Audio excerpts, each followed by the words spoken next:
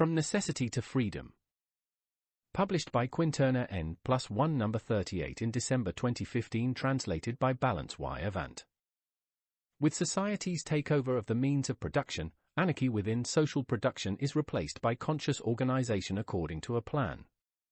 In this way, in a certain sense, man definitively separates himself from the animal kingdom and passes from bestial to truly human conditions of existence. The objective, extraneous forces that have hitherto dominated history come under the control of men themselves. It is only from this moment onwards that men themselves will make their own history with full consciousness, and the social causes they put into action will have the effects they intended. This is humanity's leap from the realm of necessity to the realm of freedom. Engels, socialism from utopia to science. He's not human. We warn the reader that this article is an apologia for the machine, or rather, the machine system. In the society of the future, it will certainly be possible for those who wish to do so, to return to live like a Neanderthal in the time of primitive communism, but the prevailing social characters will be those of high technological density. The inhuman visible technology of today will be replaced by a human metabolism regulated by invisible sensors and actuators. The use of a minimum of equipment will be the result of a maximum level of their intrinsic qualities. Yet there are still some who mistake the increase in social productive power for an increase in production. The society of the future will happily forget the age of productive quantitativism and will tend to bring dissipated energy into harmony with the energy that the sun gives us. But the latter must be captured. Let us start with an elementary consideration. In this age of transition, technology is so invasive that it heavily influences man's consciousness of himself. Instead of feeling liberated from fatigue and alienating or dangerous tasks, we consider ourselves slaves to forced labor performed by machines that are masters of our destiny.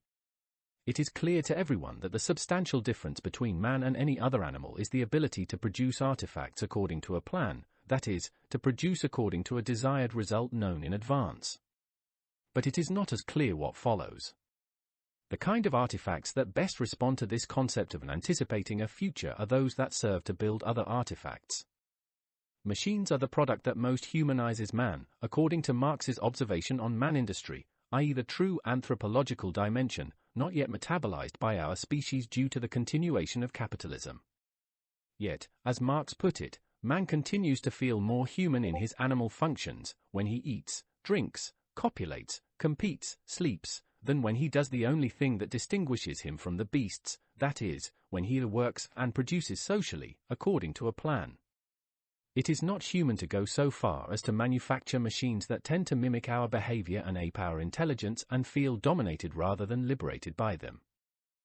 The historic advent of automatic machines and actual robots in the world of production should not be interpreted simply in the light of the trade union implications of the closure of the least productive factories and the consequent so-called technological unemployment. It is a phenomenon that must be placed within the broader process of the enfranchisement of man from processes that are beyond his control and which therefore enslave him, since the direct relationship between man, what he produces, and the tools he needs to produce has disappeared.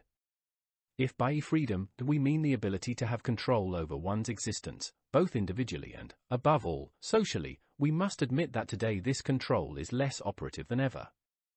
Very powerful means would allow us an existence free of misery, but capitalist man is not able to use them by directing their power to the solution of problems. On the contrary, it seems that the more he struggles to find solutions to the problems of our time, the more he gets entangled in blind alleys, unleashing the inhuman part of our species. This inhumanity has nothing to do with morality, love of neighbor or charity. It has to do with the blockage of the humanization of the primate Homo on his journey from prehistory to history, or, as Engels puts it, from necessity to freedom. Automatic machines, by freeing up lifetime, contribute massively to the growth of a new need, that of making the leap into a completely different society, where work time disappears to be replaced by lifetime. And this is not a contingent phenomenon, which can find its equilibrium once a certain level of machinism is reached. There is no limit. The process of automation is an essential condition for capitalism, not an optional extra for some capitalists. Therefore, the elimination of forced, wage labor is irreversible and prepares the time when humanity will do without it. In the distant past, liberation from necessity and the march towards freedom would not have been conceivable. Up to and including classical antiquity, it would have made no sense to make a distinction between fate and will. It was only in the Middle Ages that the idea of a dualism between a fate under the control of divinity and a free will came forward to explain and justify the existence of sin. The bourgeois individual has its roots in the Middle Ages, it is therefore older than the bourgeoisie as a class, but it is only with the latter's coming to power that it idealistically unfolds all its social characteristics.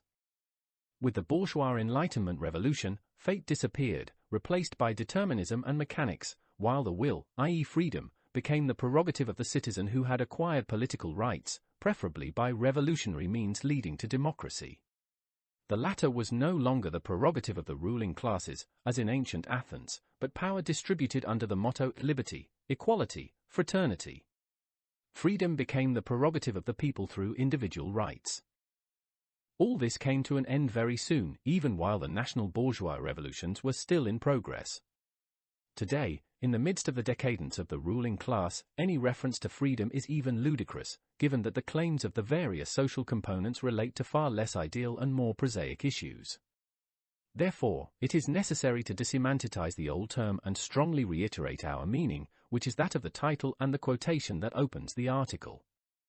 There is no need to emphasize that the key to the whole process is the collapse of the capitalist system and the overthrow of the bourgeois state through the emergence of the party, so let us refer back to the theoretical heritage made available by the revolutionary movement and try to understand, given the conditions of class relations and increasingly socialized, globalized, automated production, what is actually boiling in the pot beyond immediate perceptions.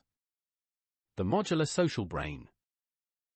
In a mature capitalist country, but the new upstarts are also maturing very quickly, the typical proportion of GDP is around 25% for industrial production, 5% for agriculture and 70% for services.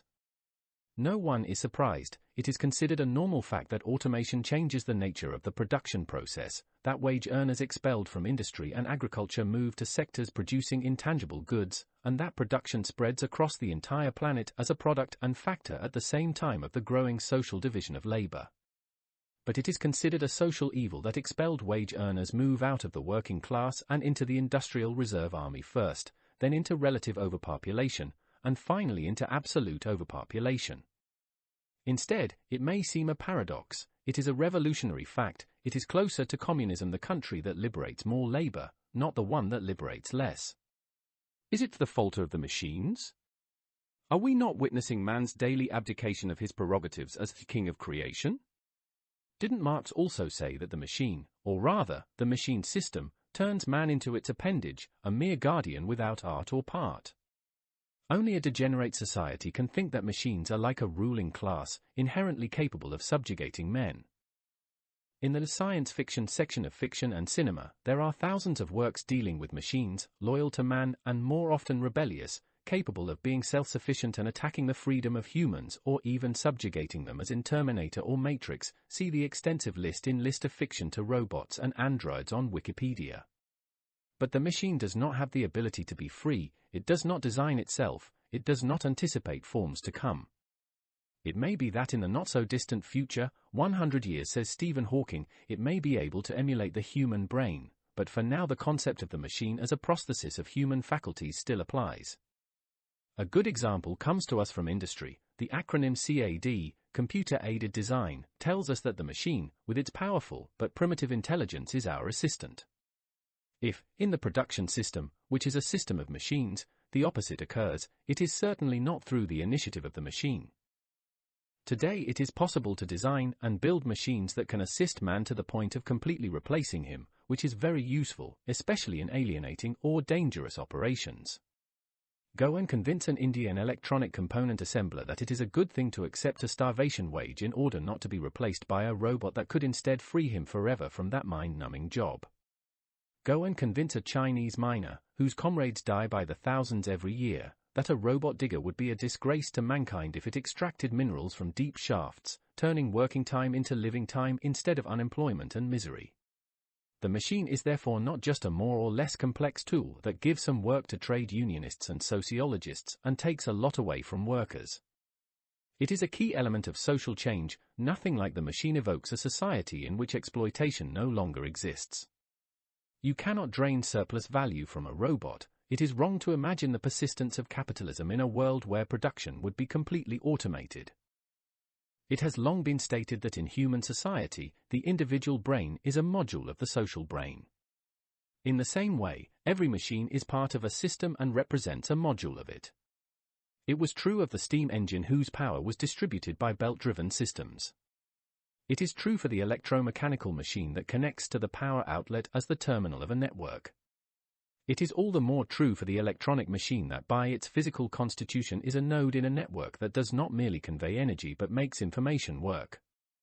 Having reached the stage of the electronic machine, it becomes possible and almost natural to compare it with the human brain. With due attention, every possible analogy stops at the border between the mineral world and the biological world, which is like saying between the discrete digital world and the continuous analog world. While it is true that digital processing can simulate analog behavior, it is not true that this simulation authorizes us to wait for the advent of a robot that is a clone of our organic faculties, which is by no means indispensable for the growth of an artificial intelligence. In the previous article, we mentioned Turing's virtual machine, pointing out that it essentially represents the transposition of our analogical, continuous thought into discrete steps capable of solving any computable problem by repeating the operation the necessary number of times. A number that is finite, and such a limit could prevent the solution of every computable problem. But a Turing machine can be inserted into a Turing machine that has in turn inserted a Turing machine, and so on. This synthesis between the analog brain, ours, and the digital brain, the computer, is only possible by keeping the two computing organs together, which means that in order to obtain superperformance from the biological one, one must use the mineral one, and in order to obtain superperformance from the mineral one must employ a human operator who understands the problem to be solved and writes the program capable of exploiting the machine's performance. The machine alone cannot simulate the brain in all respects. It is a problem related to thermodynamics and information theory. For the computer to be able to replace the human brain, the machine must be able to reverse the natural cycle in the same way as man can. It should, for example, overturn the deterministic chain of the Turing machine. Within a given system, every deterministic chain is oriented in time. Left to itself, it goes from order to disorder, from the least probable situation to the most probable one, as would happen in the house we live in if, starting when it is new and newly furnished, we did not tidy it up every so often. The action of tidying up involves feeding information into the system that has gone into disarray. But if the computer works deterministically, how does it tidy up data from a lower order? When discussing these topics, it is almost inevitable to resort to the proverbial cup example. We put our house in order, and thus do a local antideterministic operation, but in doing so we drop a cup and it breaks. The second principle of thermodynamics tells us that it will be very, very unlikely that the cup will reassemble itself, unless we tidy it up as we did the house, collecting and gluing the shards together. It is an operation that even the machine can perform. There are no theoretical limits, each fragment is analyzed by means of a vision apparatus, shapes are configured according to a three-dimensional grid, full and empty spaces are made to match, etc. etc. If desired, an assembly line robot can be used to physically glue each fragment together. That's all well and good, but at this point it is natural to observe that the machine does this because it is programmed by man. In reality, the machine could program itself, just as there are no theoretical limits in solving computable problems, so there are none in the use of information collected, stored, processed, implemented. Only, this process takes the form of co-evolution of brain and machine. The brain has informed the machine which, by operating, teaches the brain what to do, and how, for the next step. From the point of view of logical systems, man first started to produce something, and from then on he has always had to deal with feedback, like a sorcerer's apprentice. Capitalist man is a patchworker of critical situations that he himself has produced. With the development of capitalism, social complexity has grown so much that the management of various processes has become extremely problematic to the extent that they often, in many ways, get out of control. Let us see in detail what is happening. Bigger brains. There are individual human brains that, using electronic brains, amplify their own processing power through machines. At the same time, a great social biological brain has come into being, made up of many individual brains, which uses the planetary network of machines. In doing so, it not only amplifies its own processing power but also realizes an organism of a higher order, a neo-organism, capable of both processing information and producing it. The effect is disruptive. The individual brain plus the individual computer, personal, becomes a biotechnical machine whose control center, for day-to-day activity, resides in the consciousness of the individual, a situation that allows the idealistic illusion that so-called free will exists to be cultivated. In the case of the social brain, on the other hand, there is today no control center, no collective consciousness that centralizes decisions and cultivates a theory of free social agency. To the extent that such a consciousness did exist, it would certainly be a historical product of the revolution in progress, a power capable of assuming a formal arrangement and manifesting itself not obviously as a repository of free will but as a vehicle for that overthrow of praxis with which we are so concerned. It could be, or certainly will be, the phenomenal form through which the historical and formal party manifests itself.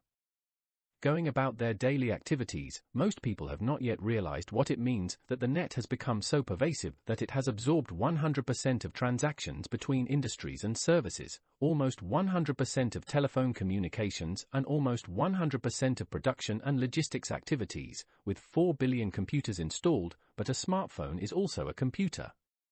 The prevailing standardization does not allow the generalized assimilation of such a party concept, but it is the very maturity of the current economic social form that imposes it. Herbert George Wells wrote, "A clarifying universal organization of knowledge and ideas, that is, the emergence of what I have called the world brain, will replace our multiplicity of uncoordinated ganglia. In that and in that alone, it is certain, there is the only clear hope of finding a competent administrator for world affairs.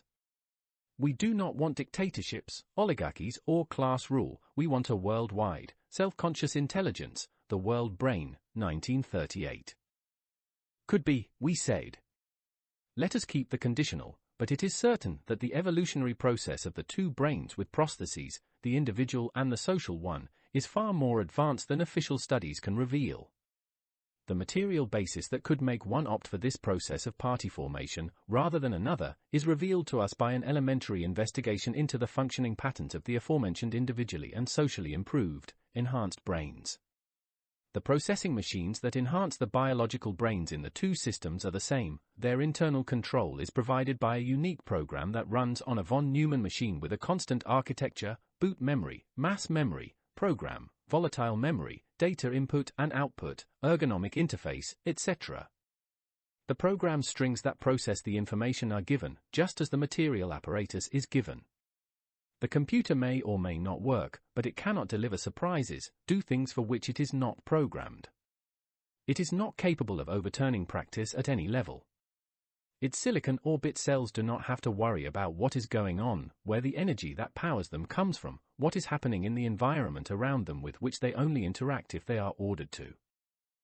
The cells of our brain, like those of the rest of the body, are very different. Of course, they too are conditioned by being part of a whole, by being destined to be born and die all the time in order to perform just a certain specialized job so that the whole organism functions. But, as we have seen in the previous article, they are the descendants of single-celled organisms, prokaryotes and eukaryotes, that, at the dawn of life on Earth, had not yet learned to aggregate into complex assemblies. They floated in a liquid environment, deciding where to go depending on whether or not they felt the presence of food, trying to survive at all costs when external agents threatened their existence. To do this they had to develop capacities, senses, primordial knowledge. And each of these cells was naturally predisposed to theorize in the smallest terms about its own free will: food yes, food no, let no go and go towards yes. The eukaryote could not have known that its free will ended where the deterministic, material arrangement of the sugar gradient began, where millions of cells of the same type moved chaotically, all striving for the same result and thus generating ordered flows emerging from disorder.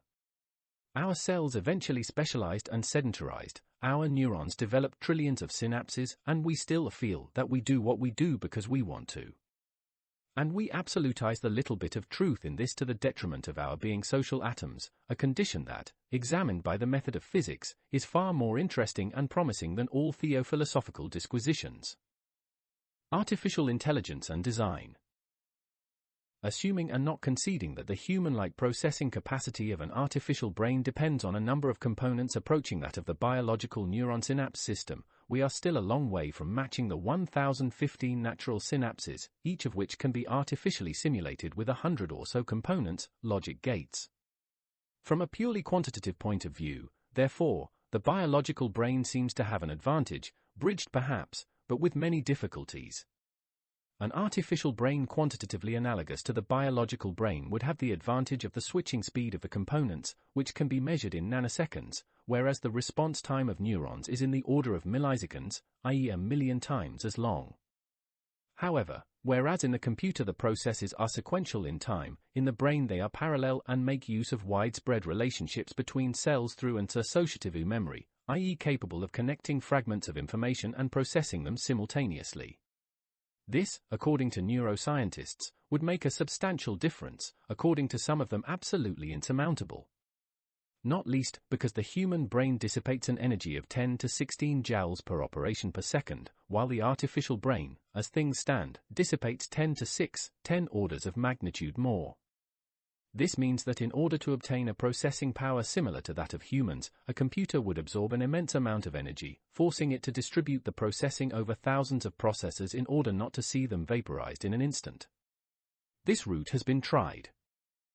Despite the fact that the biological brain is of a complexity that is not only difficult to reproduce but also to understand, an attempt has been made to simulate what little has been discovered with so-called neural networks. Thus, an attempt was made to create machines capable of processing data not according to sequentially programmed instructions, but in parallel, favoring relationships and associations, just as neuroscience had found to happen in the biological brain. In this way, interesting results have been achieved from the point of view of computer architectures, which, however, remain fundamentally von Neumannian, see previous article, but any ambition of integral simulation has practically fallen by the wayside. On the one hand, the workings of the biological brain provide information that can be statistically processed with the methods of physics, and are therefore useful both for their implementation in machines and for their ability to inform us about the brain itself. On the other hand, they provide information about the limits of simulation. The computer, for instance, cannot solve problems without being provided with computable and numerical information. It cannot provide answers on fuzzier problems. In such a situation, which is far more complex than it appears from the summary we are making of it, it clearly emerges that human-machine interaction triggers evolutionary processes precisely on the human-machine pair. Having relegated research on strong artificial intelligence to a niche position, research on solutions made possible by man's use of computers is making its way. In short, the use of computers as a vehicle for discoveries on improving the use of computers. Let us think about our fractal conception of the stages of social evolution, and we will also find traces of this in the relationship between man and machine. An individual with his personal computer, smartphone, tablet, etc. connected to the net is a fractal of the whole of mankind with its computers etc. now living on the net. This does not seem trivial. We are in the realm of man's own evolution, since the hand-brain-language nexus has produced us as a new species within the primate order. The computer, which was at first a means to solve problems, has become an end, a problem to be solved. We are no longer content to process data, we want to know if and how this machine can simulate our brain. And if it can't, how can it become the best amplifying prosthesis of our faculties? We already have anticipatory essays on this. The dumb machine can be equipped with millions of sensors that send it minute, numerical and therefore perfectly computable data from the whole of society. Chaotic data, a bit like weather data, from which, however, it is possible to derive ordered patterns that will be used to send instructions to automatic or human actuators. The dumb machine thus becomes part of an intelligent system doing what it does best, processing data extremely fast, perhaps inspired by the pattern of brain activity. The new approach is based on the connectionist paradigm of the neural network, so called by analogy with the biological network of the brain composed of neurons connected by synapses. The old point of view, which claims to simulate and understand the functioning of our mind by drawing inspiration from the analysis of the sequential finite-state computer, is in a sense overturned. Instead of tracing the comparison of our brain to the structure of the sequential computer, we start from the model we can make of our mind, with the knowledge we currently have. To build a machine with a neural network structure that emulates its behavior, control systems, University of Brescia. This will happen when we have learned as a species to consider ourselves and be a large superorganism evolving in symbiosis with another superorganism, the planet on which we live. This would not even have been imaginable if we had not projected ourselves, our own brains, into powerful data-devouring machines capable of translating the chaotic agitation of social molecules and providing us with the output order of a society that knows what it wants and plans it. The advent of symbiont man. A result such as the conscious symbiosis between humanity and the planet will certainly not be achieved with obsolete forms of knowledge such as specialized disciplines and, above all, separated by the great dualistic barrier of matter, thought, science, humanism, technology and art. It is thanks to the evolutionary pressure exerted by the Industrial Revolution that the idea is now emerging that it will be science technology, with its corollary of ever lighter and less energy-intensive machines, that will enable us to do without too many machines and too much technology. In fact, a new form of intelligence is emerging, which has nothing to do with either human intelligence or that of today's computers. The von Neumann-style computer is powered by a language capable of interpreting reality through a series of yes and no, or true or false, etc. Despite its little plasticity, this language allows us to model reality with great approximation and few errors even for drawing future scenarios. It is even incredible that with so few rules, we can process so much, that with simple sequential procedures, a memory and a set of instructions, we can simulate a flock of birds, a human society or a universe. But simply by changing the sequentiality by parallelization of processes, copying as well as we could what little we know of our own brain, we were able to simulate it to achieve quality-like results. Neural networks are self-configuring as they process, precisely, in parallel, i.e. simultaneously. This means that the incoming data produce effects not only on the outgoing data, which is obvious, but also on the system's way of processing, i.e. on the neural centers, which at this point modify themselves, alter existing connections, create new ones, and eliminate others. In practice, the neural networks self-learn as they process and provide responses. In this way, a continuously and spontaneously changing configuration is formed, which can be likened to a qualitative change. Information and structure influence each other. Whereas in a von Neumannian machine learning must be programmed, in neural network spontaneity, although dependent on the program, is a qualitative leap, somewhat approaching the functioning of the biological brain. The computer, Neumannian or neural network, is a machine capable of simulating reality with a very narrow margin of error.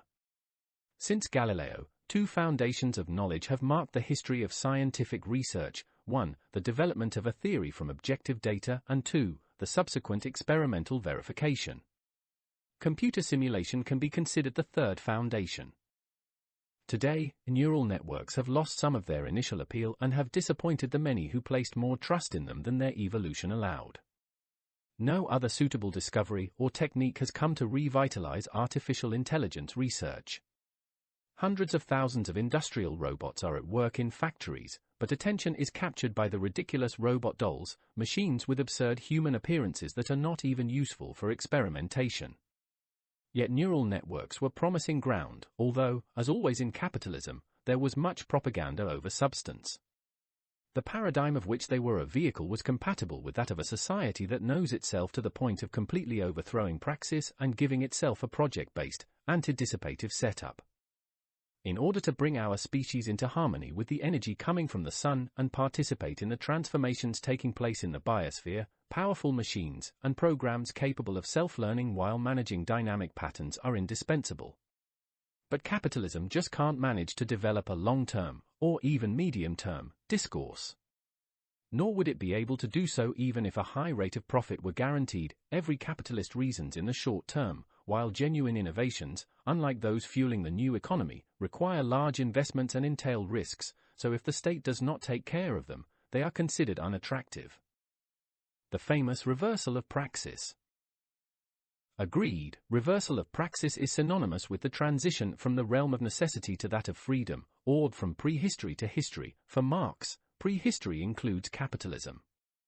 Any project that alters nature to achieve a result desired in advance is reversal of praxis. The social pattern is well known. Levels of material determination lead to the party of revolution, and, from that level, determinations in the opposite direction go to influence society or neutralize attempts to return to the old defeated social form. Wanting to show the different conceptions within the communist milieu, one could evoke the Gramscian phrase, Marxism is a philosophy of praxis. Actually, it was coined by Antonio Labriola, but it was Gramsci who threw it in our way with the deleterious meaning it has today. Marx had no intention of founding a philosophy when he said that praxis is the organic man-nature reciprocation, and Labriola may have equivocated between the world and its interpretation, but in the Gramscian context the proposition is blatantly activist, the revolution srda fair. Another famous proposition is, Marxism is not a dogma but a guide for action. Attributed to Lenin, who ascribed it to Engels, also popularized by Gramsci, it is a hodgepodge of nonsense. Dogmas have been a guide for action for millennia, and Marxism certainly contemplates axioms or principles that can be assimilated to the old dogmas. So what exactly does a reversal of praxis mean, a scientific formulation that has nothing to do with the messes we have mentioned? The universe is said to be made up of three quantifiable elements: matter, energy, and information. The first two, which can be reduced to one according to Einstein's equation mass equals energy, represent actual reality, about which we can measure physical quantities. The third is also measurable, but, like mathematics, is not a physical quantity but an invention of our own. As far as principles are concerned, therefore, there are currently some established ones, while others are liable to developments that are currently unimaginable. Physics, with the incompatible relativity and quantum theories, has reached a crossroads. Since there is a clear incompatibility between them, they are certainly transitional theories. Theories of information and computation, too, seem to have reached a turning point. In the sphere of processing and computation, the Turing machine is the most powerful conceptual contraption in existence. How can we go any further if this very claim poses an insurmountable limit, when we know that such limits do not exist in science? Yet it is true, no essential change has taken place since Turing expressed the concept of universal computability. It was only with some developments in quantum physics that theoretical experiments were attempted that led to the creation of computers based on new principles. Today, there are a few dozen of these experimental computers, but it is not yet known whether they work or not. Compared with those with von Neumann architecture, they do not seem to have shown any noteworthy performance, so the Turing paradigm is not violated. The intuition that there is plenty of room in the atomic world to experiment and operate dates back to the late 1950s, specifically to a report by physicist Richard Feynman, but the research and experiments in the field of computation are of recent years. The social limit is becoming more and more evident. In order to overturn practice, to be able to put the house in order, or glue the pieces of the cup, operations that require a plan, one needs not only prior knowledge of what one wants to achieve, but of everything that is needed to achieve it. The plan is never just the design of the desired object, it is also and above all the path to get there. The knowledge implicit in the reversal of praxis is systemic. The end is everything, but only in the sense that the means are part of it. And this also applies to a revolution in our era.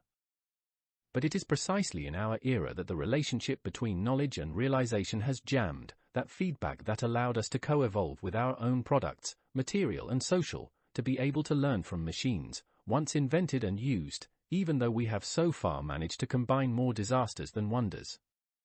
As we have seen, science has become bogged down with the manifest incompatibility between theories of the macroscopic world, relativity, and theories of the microscopic world, quantum.